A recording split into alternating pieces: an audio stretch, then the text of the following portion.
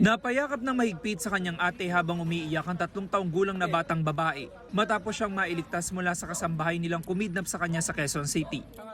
Sa imbestigasyon ng pulisya, linggo ng gabi nang isama ng kasambahay ang bata para daw pumunta sa kabilang bahay. Lumipas daw ang halos 3 oras pero hindi na bumalik ang dalawa. Doon na nag-report ang mga magulang ng bata sa Masambong Police Station.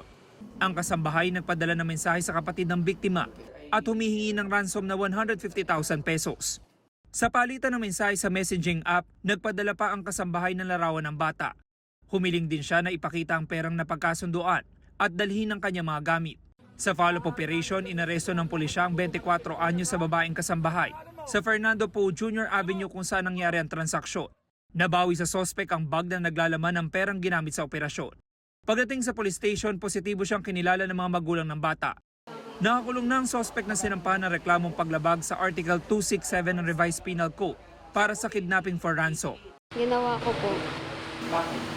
Kailangan ko po kasi ng pera. Pambayad po sa yung naoperahan ko ako.